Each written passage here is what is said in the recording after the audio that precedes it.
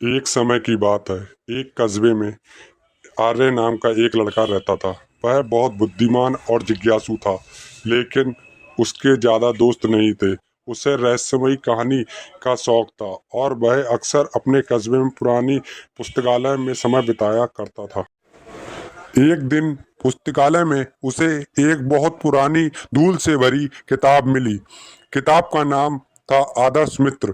जिज्ञासावश आर्य ने वह किताब पढ़नी शुरू की। किताब में एक प्राचीन मंत्र लिखा था, जिससे एक आदर्श मित्र को बुलाया जा सकता। आर्य ने सोचा कि यह सिर्फ एक कहानी है, लेकिन मजे के लिए उसने एक मंत्र पढ़ा और जोर से कहा, अदृश्य मित्र आओ।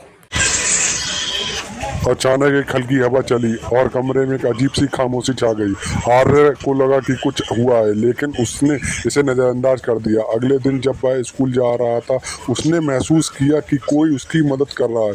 उसकी किताबें अचानक उसके हाथ में आ जाती हैं और गिरते समय उसे कोई पकड़ लेता है। आर्य ने समझा कि उसकी कोई मदद करने वाला नहीं, बल्कि उसका आदर्श मित्र है।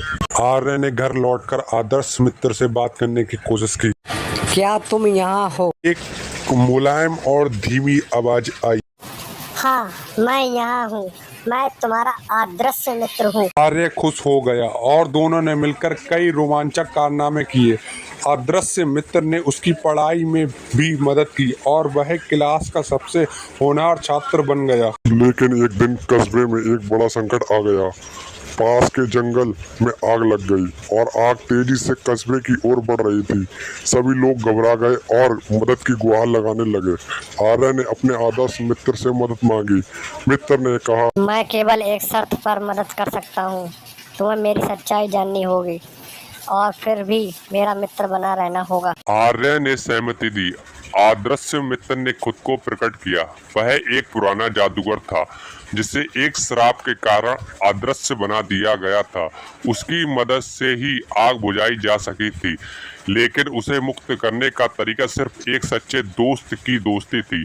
आर्य ने बिना किसी हिचकिचाहट के उसे अपना सच्चा मित्र मान लिया और कस्बे को बचाने में उसकी मदद की।